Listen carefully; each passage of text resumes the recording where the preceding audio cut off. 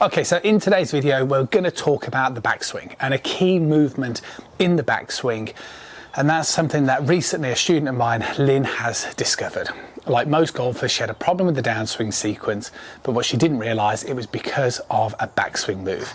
Let's get stuck into it. To keep it simple, what Lynn's problem was, which I would say is what a large proportion of amateur golfers suffer with, is a spinning out / early hip extension movement in the downswing. And just to clarify, this basically means when you start the downswing, your sort of trail side is thrusting forward like so, instead of pulling the lead side back. So it's more this type of motion.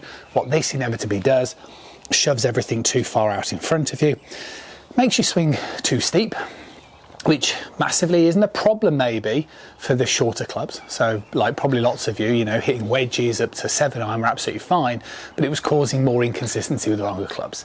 And that's exactly what Lynn was seeing.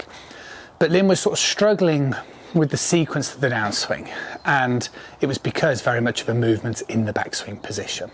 So what was happening with Lynn is she just sort of was struggling with loading this trail leg. And it was almost like she was trying to create an element of resistance in the trail leg, but just wasn't allowing enough rotation to go through it.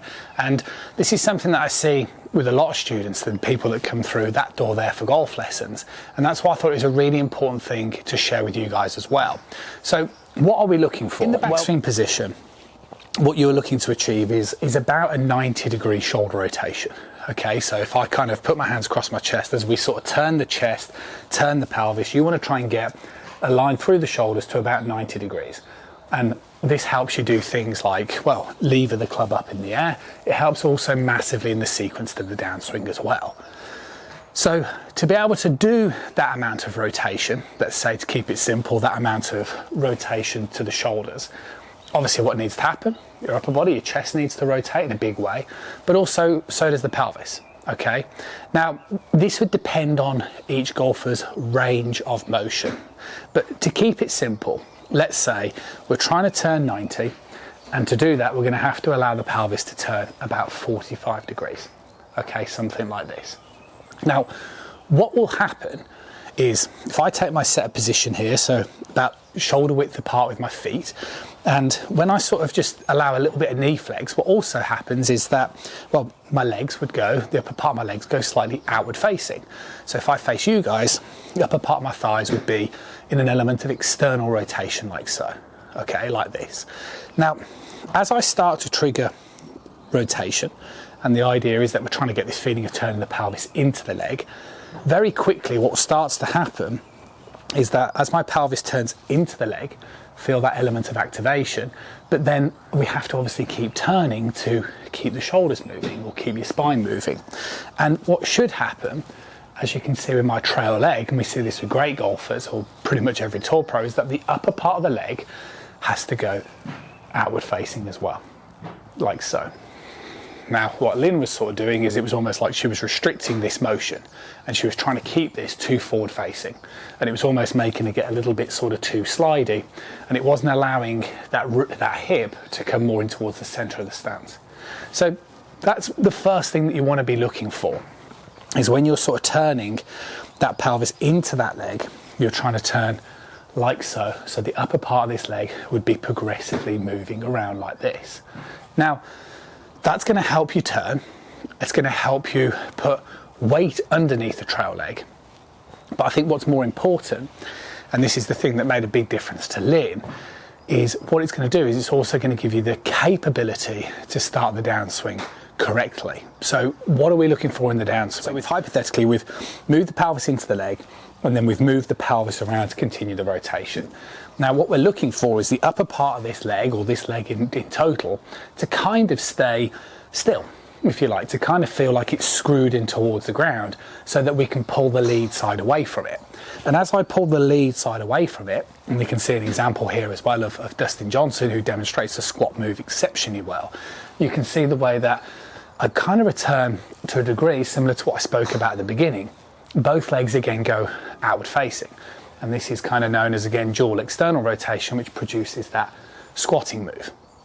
So for Lynn, who was struggling with this move, was because didn't turn enough, didn't allow this to move outwards. and then it was kind of this hip forward, so she ended up looking more like this in the start of the downswing rather than this way.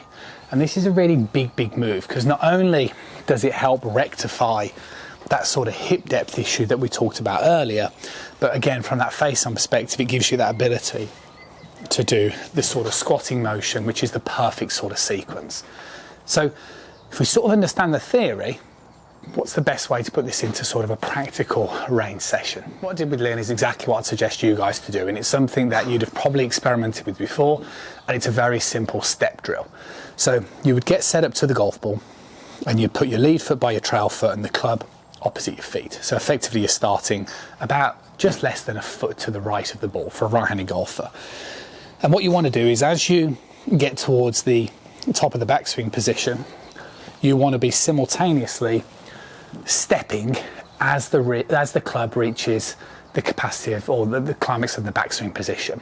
So the first thing you want to avoid is sort of stepping and then the club still travelling up, or the club reaching the top of the backswing as you sort of step, because that's not going to give you the correct sort of sequence. So you're looking for both of those to be synchronised very much together. The second thing that you're looking for now, I'm going to put my hand on my leg just to highlight it, is this motion. See the way as I'm stepping, the upper part of my trail leg is moving outwards. And again, this is helping me get that feeling of the pelvis moving towards the target, keeping an element of pressure underneath that trail side, even though I'm moving to the left. And what it's also doing is it's giving me that platform to then pull that lead side open. So it's a really key thing. And again, I would always lend anybody who's slightly uncertain about the pivoting action to experiment with the step drills, because you'll sort of more naturally perform better. And also reference, if you imagine sort of throwing a ball, you'd kind of do the same sort of thing. It would be a synchronization of stepping as you reach the capacity, and again the trail leg moving this way and then moving away. You wouldn't kind of move inward. So it's important to understand the role that this plays in your ability to sequence the downswing, and it's something that we can obviously talk about in more detail. So if you've got questions about it, drop it in the comments box below.